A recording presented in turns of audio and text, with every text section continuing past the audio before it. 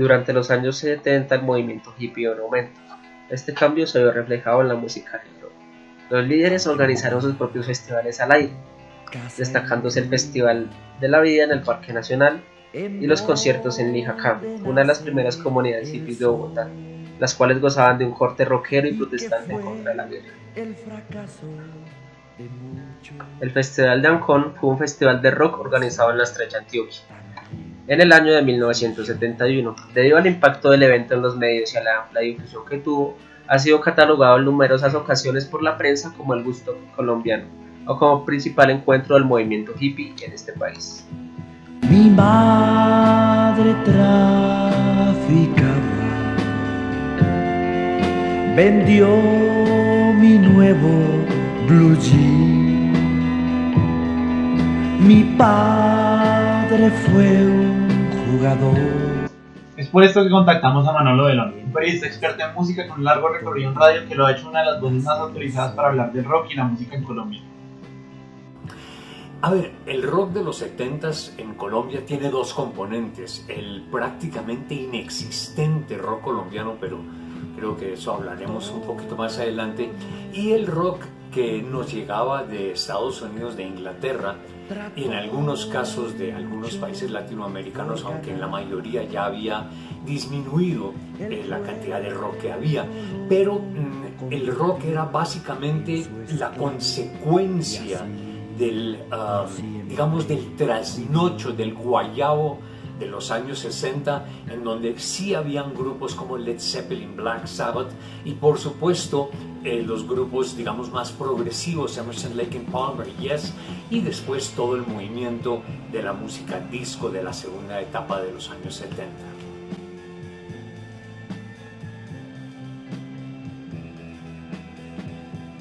Ok, nosotros teníamos varias formas de escuchar música. Por supuesto, estaban los discos de vinilo y los cassettes, que eran los soportes físicos, los únicos que había para escuchar música, pero probablemente el principal medio para escuchar música seguía siendo la radio. La radio, que era el medio por el cual la gente podía enterarse de las novedades, podía enterarse de los éxitos, de las noticias de los artistas y las canciones.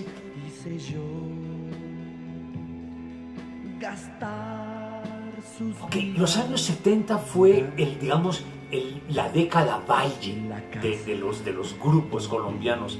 Veníamos de una etapa muy exitosa en los años 60 con grupos como los Speakers, Flippers, Ampex y otra cantidad, Terror de Sueños, Terror de Sueños ya es más setentero, pero Time Machine, Young Beats, eran grupos de los años 60 que marcaron el comienzo de esa etapa. En los años 70, por una estigmatización en donde muchas personas asociaban el rock con drogas y comenzaba la bonanza marimbera, que llamaban en esa época, la época en que Colombia se volvió un exportador de marihuana muy importante.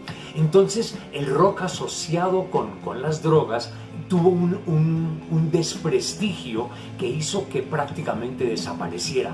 Claro, hubo grupos, y hay que hablar de, por ejemplo, Crash, hay que hablar de Malanga, el grupo del cual salió, por ejemplo, Chucho Merchán, del cual hacía parte Augusto Martelo, entre otros.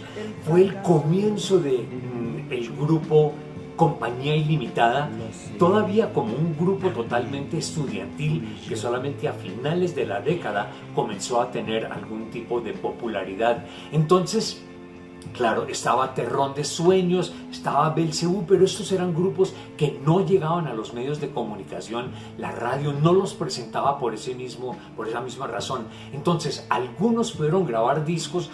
Y hay que hablar, por supuesto, de Génesis. Hay que hablar de Columna de Fuego, que fueron los primeros grupos que intentaron fusionar los sonidos folclóricos colombianos con el rock.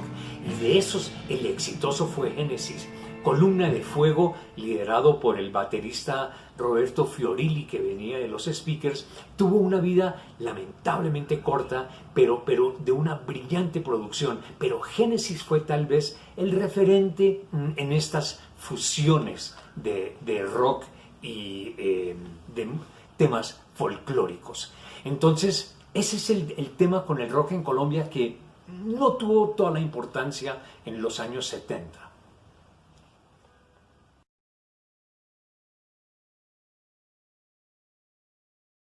A ver, muy buena pregunta. Sí venían grupos, no muchos, pero sí hay que recordar que, por ejemplo, en los años 70 vino un grupo que en su momento fue muy importante en los Estados Unidos, The Chamber Brothers.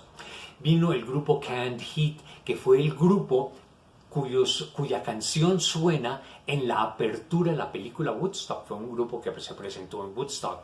Vino Christie, grupo inglés. Vino Santana, entre algunos otros. No fue una gran avalancha masiva de grupos de rock que vinieran a nuestro país. Y sí, algunos se presentaban en el estadio, otros se presentaban en el Coliseo Cubierto del Campín, hoy el Movistar Arena, con su lamentable sonido en aquella época, y muchos conciertos se hacían al aire libre, en el Parque Nacional, en La Calera, en lo que hoy es el Embalse San Rafael. Habían espacios donde se podían hacer presentaciones de artistas en concierto.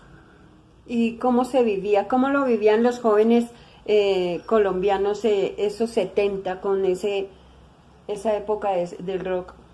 Pues teníamos la necesidad de uno, concentrarnos en el rock anglo, en el rock que venía de los Estados Unidos, que venía de Inglaterra, y había un movimiento muy fuerte ya con grupos que estaban empezando a hacer un rock. Vuelve y juega, estamos hablando de Led Zeppelin, estamos hablando de Journey, de Aerosmith, que estaban comenzando a hacer sus primeros pinitos, y desde luego todo el fenómeno de la música disco a la que ya hicimos referencia. Entonces nosotros nos teníamos que sumergir un poquito en ese rock anglo y olvidarnos un poquito del rock nacional, que solamente a puro finales de la década y ya comenzando los 80 empezó a resurgir con la aparición de Compañía Ilimitada y el fenómeno que desembocó en los años 80, en el 88, en el Concierto de Conciertos, que como que le abrió otra vez el espacio y le dio respetabilidad al rock colombiano. ¿Y cómo crees, o cómo más bien que estuviste en medios, cómo recibió las emisoras el rock?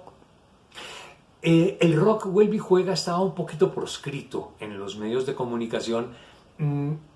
Reitero, a comienzos de los años 70 hubo la gran bonanza marimbera, en donde en los Estados Unidos se hablaba de la Santa Marta Gold, que era una marihuana supuestamente de excelente calidad que se cultivaba en la Sierra Nevada y que era exportada a través de las costas, especialmente en un trayecto de costa que está entre Santa Marta y Cartagena, en donde llegaban las lanchas rápidas, se embalaban los paquetes y se los llevaban a los grandes barcos y luego a los Estados Unidos, pero ese es otro tema. El caso es que se asociaba el rock con eso, y como ya internacionalmente Colombia adquiría la imagen de ser un país que producía y exportaba drogas, y eso siempre ha estado como ligado al rock, el rock fue minimizado y los medios de comunicación nos prohibían prácticamente desde las altas esferas de las empresas, es decir, no se metan mucho con el rock tiene mala imagen, si ustedes se meten con el rock, con la mala imagen, no nos van a pautar, si no nos pauta, pues la emisora se acaba, es así de simple. ¿Y por qué es siempre relacionado el rock con las drogas? Eso es un fenómeno que viene desde los años 60 y es parte, digamos, de una cultura que había en torno al consumo, especialmente de marihuana en aquella época, posteriormente LSD, en donde inclusive muchos artistas de los años 60 reconocen que muchas de sus producciones musicales se hicieron bajo la influencia de las drogas, y eso marcó el tema. Ahora, es obvio que en conciertos masivos, en los conciertos grandes, había un enorme consumo de marihuana, y eso se vio en los conciertos que se hicieron, por supuesto, en nuestro país también. Y todo eso ayuda a estigmatizar y como que asociar el rock con drogas, que es una asociación de alguna forma justa, pero no del todo certera. Volviendo a las cosas tuyas, en los 70, ¿en qué emisora estabas? En Radio 15. ¿Y qué recuerdos tiene del paso tuyo por esa emisora? Pues yo estuve en Radio 15 desde 1969 hasta 1975. Después Radio 15 se volvió Radiovisión, por la que yo también estuve vinculado, y a finales de los años 70 llegué a la entonces Caracol Estéreo. Ahora, lo que nosotros hacíamos era trabajar dentro, como siempre se ha hecho, dentro de las normas, dentro de las limitaciones, dentro de las filosofías y políticas de programación. Teníamos en esa época un margen bastante amplio para movernos, para presentar y producir música y generar el fenómeno de los éxitos. De alguna forma, los años 70 tal vez fueron los años dorados de la radio musical en Colombia por la creatividad, por la producción, por lo que se hacía en torno a la radio. ¿Cómo llegaste a relacionarte con el grupo colombiano Speakers? Bueno, eso es una historia hermosa. A mediados de los años 60, cuando los Speakers era la gran agrupación que había en Bogotá, ellos con frecuencia los sábados caminaban por la 15 en lo que llamábamos el tradicional quincenazo, ¿okay? Y los Speakers lo hacían con toda la intención de echarse su champús de popularidad. Y uno, pues adolescente, los veía pasar y se maravillaba con ellos. Cuando yo tuve la fortuna de llegar a la radio a finales de los años 60, en 1969, tuve la oportunidad de conocer a muchas de estas personas que eran los ídolos que yo había seguido unos años antes. Y trabamos especial amistad con Humberto Monroy Humito, ex guitarrista de los Speakers en ese momento, y que estaba en el proceso de crear el proyecto musical de Génesis, ese proyecto musical de fusiones de sonidos colombianos con elementos de rock. Y esta amistad pues duró hasta el triste fallecimiento de Humito hace 25 años. O sea que tuviste la oportunidad de trabajar con Humberto Monroy. Sí, porque muchas veces nos sentábamos cerca de su disquera, por allá, en la calle 20 con carrera octava, en alguna cafetería, sentarnos a tomarnos un tinto y a charlar sobre todos estos proyectos, hablar sobre temas musicales, en donde no solamente hablábamos sobre lo que él soñaba hacer, lo que había hecho, sino sobre lo que estaba de moda, lo que había pasado. Entonces fue una amistad en ese sentido bastante cercana, en donde yo no puedo decir que haya sido influencia de alguna manera. Él tenía muy claro lo que quería hacer, pero de pronto sí, a través de todas esas charlas, hubo posibilidades de clarificar cosas como yo tuve oportunidad de clarificar las mías como disc jockey gracias a él. ¿Cómo empieza a surgir los grupos de rock en Colombia? Los grupos de rock en Colombia surgen en los años 60, en los tempranos años 60, por ahí 1963-64, con la idea de algunos jóvenes de imitar lo que estaba sucediendo en Estados Unidos e Inglaterra. Aquí había el problema de que no había la posibilidad de importar instrumentos como las guitarras eléctricas. Entonces eso dependía de que los gringos, por ejemplo, los jóvenes gringos, traían sus guitarras con su amplificador y los vendían aquí, digamos, de una manera casi clandestina. O sea que los instrumentos no llegaban oficialmente, lo cual complicó y retrasó un poquito el fenómeno de la creación de los grupos con respecto a otros países latinoamericanos, notablemente Brasil, Argentina, Chile y México, que fueron como los grandes referentes en ese sentido. Entonces, el rock nació en Colombia, como nace en todas partes, con un proceso de copia, de hacer versiones de las canciones que estaban de moda en los Estados Unidos, en Inglaterra, y lentamente a partir de ahí llegar al proceso de formar grupos que hacían sus propias canciones, que componían sus propias canciones. Esto, llegado a los años 70, ya lo mencionamos, tuvo su bajón, por lo que ya también mencionamos, y resurge en los años 80, especialmente con el fenómeno del concierto de conciertos de 1988, que como que despierta el interés nuevamente del público, de las disqueras, que es por supuesto importantísimo, y los medios de comunicación, y de ahí en adelante pues viene toda la explosión de lo que es Aterciopelados, Kraken, y todos, Crash, y todos estos otros grupos que durante la parte final de los 80 y los años 90 y de ahí en adelante han hecho grande nuestro rock, inclusive a nivel internacional. Ya has hablado 2 veces del concierto de conciertos. ¿Qué es el concierto de conciertos? ¿Por qué se habla tanto aquí en Bogotá del concierto de conciertos? El concierto de conciertos no es un fenómeno bogotano, es un fenómeno latinoamericano. En todas partes se habla siempre con cierta reverencia de ese concierto de conciertos que reunió a 10 artistas que se presentaron a partir de las 5 de la tarde en el Estadio El Campín. Había 70,000 personas, bueno, estábamos 70,000 personas en el estadio viendo este desfile de grupos que incluyó, por supuesto, a los colombianos Pasaporte y Compañía Ilimitada, pero que además incluyó a Franco De Vita, incluyó a Timbiriche, incluyó a Miguel Mateos, entre muchos otros artistas que hacían parte de la escena musical. Ahora, lo grandioso de este concierto fueron 2 cosas.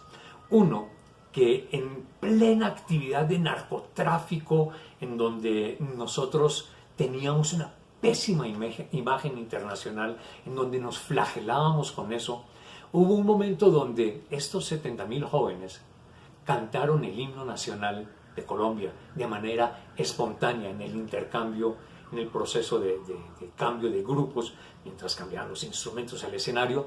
Había unos baches y empezaron a cantar el himno nacional, que fue obviamente un momento muy emocionante, pero un momento que reafirmó nuestra nacionalidad y el orgullo de ser colombianos. Y el otro momento fue el que estimuló el Cita Riveros de Pasaporte, cuando salió con el famoso grito que se volvió en un canto, un himno de batalla, el Bogotá del Bogotá. O sea, Bogotá del putas Bogotá. Es. Ok. Bogotá del Bogotá. El tema es que internacionalmente este concierto hizo que la gente se volteara sus ojos hacia nuestro país. Allá están pasando cosas. Y por supuesto quedó en el imaginario de los colombianos. Pero este concierto no fue de rock ni nada de eso, fue variadito. Hubo de todo, por supuesto, pero fue el gran concierto de conciertos. Y otra pregunta que nos hacen es, ¿qué ha sido lo mejor del rock colombiano? Uy, eso sí es como difícil responder. Casi que habría que tocar el tema por tipos de rock, por épocas, y casi que tocaría verlo desde el punto de vista de logros, ¿cierto? Cuando uno habla de Aterciopelados y su Grammy, ¿no? Cuando uno habla de el comienzo del rock, en donde grupos como los Speakers salían de nuestro país, visitaban Ecuador, Perú, Venezuela, eran recibidos como héroes, ¿cierto? Que por supuesto que son momentos importantísimos. La época de grupos que formaron otros grupos, como el caso de Crash, como el caso de Malanga, o cuando se internacionalizó definitivamente el rock a través de Compañía Ilimitada, a través de grupos como Pasaporte y Vuelve y Juega. Después viene todo el fenómeno de los años 90, en donde el rock logra cumbres importantísimas, en donde Shakira puede cantar con Steve Perry de Journey. O sea, el rock ha tenido muchos momentos Yo creo que en la mayoría de los casos hay que decirle momentos grandes, algunos más que otros, picos más altos que otros, pero siempre ha marcado algo. Y ya para terminar, maestro, veo que tiene algo muy cerca a su corazón en esa camiseta. ¿Qué es? ¿Qué significan ellos en su vida? Para mí The Beatles es simplemente el mejor grupo de la historia, el grupo que abrió puertas, que rompió moldes, que abrió caminos, trazó derroteros, fue en muchos sentidos los referentes en moda, en música, etcétera, etcétera, a partir de los años 60. Al maestro se le dio un disco de oro. ¿Por qué motivo? Sí, uno de esos grandes, hermosos reconocimientos. EMI, la disquera de The Beatles, me entregó a mí el disco de oro por el álbum One de The Beatles. Y la razón fue, usted ha sido fundamental en el éxito de ese disco, el disco One, pero además por todo lo que había hecho en ese momento con 30 años de carrera, eso ya hace 20. Bueno, maestro, envíemele un saludo por favor a Cristian Alberto Castillo, que es la persona que solicitó la entrevista contigo. Cristian Alberto, muchas gracias por la entrevista. Espero que esta charlita te sirva y que tengas muchos éxitos en tus estudios. Y vamos, bienvenido colega a esta profesión maravillosa.